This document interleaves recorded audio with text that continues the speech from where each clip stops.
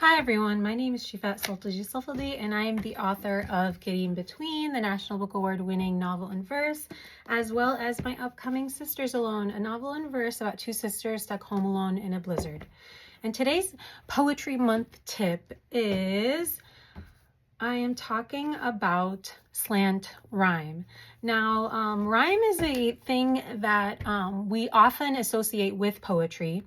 And we think that good poetry has to rhyme, or that poetry, has to just rhyme and nothing else. And I think a lot of us were taught this, probably a little bit of a Dr. Seuss influence, although I have a lot of gripes with the way Dr. Seuss books are, because I think that the rhyme is a little bit forced and words are made up.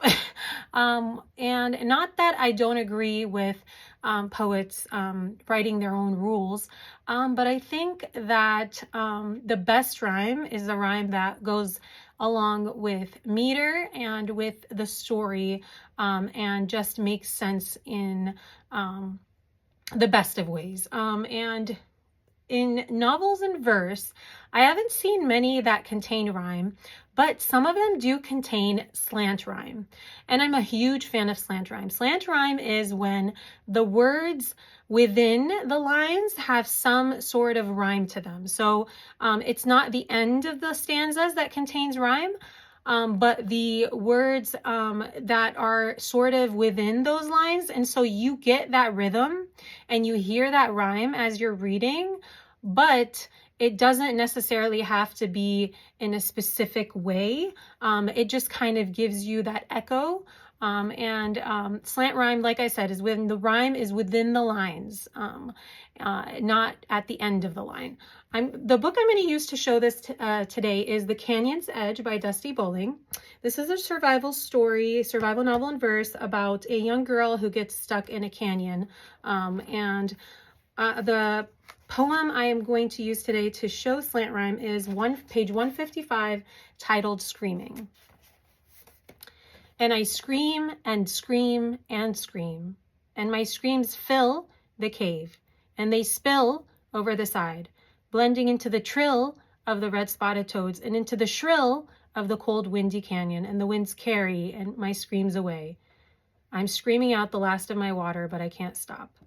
So I want you to notice also the way these words are arranged on the page. I really like the way that the slant rhyme has specific line breaks, because it also gives the image of the screams echoing. And so it is a literal echo. And this slant rhyme, technically it is rhyme at the end of the line, but because the words go on, like with enjambment, so in enjambment, poetry continues each line. The end of the line isn't the end of the sentence. The sentence kind of continues to the next line. And because of enjambment, I would describe this as slant rhyme, because it's within the same sentence and the commas come between in some areas. And I love how the line breaks happen at the slant rhyme, and it really gives that feeling of echoing through the canyon. I thought it was remarkably well done. And you can hear the slant rhyme in fill, spill, trill, shrill. And it really is just a great example of how slant rhyme can provide imagery in poetry. And I encourage young readers and students of poetry to try slant rhyme. Try using it with page breaks and line breaks. Line breaks. Try seeing the slant rhyme within the sentence, how it would affect the lines and stanzas, or try rhyme at the end of the word, and see how increasing these kind of breaks in the slant rhyme intentionally in the poem, how it affects your story and what it gives.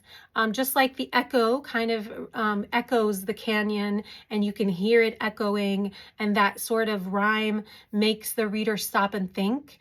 So can slant rhyme in a lot of different stories, in a sports book, for example.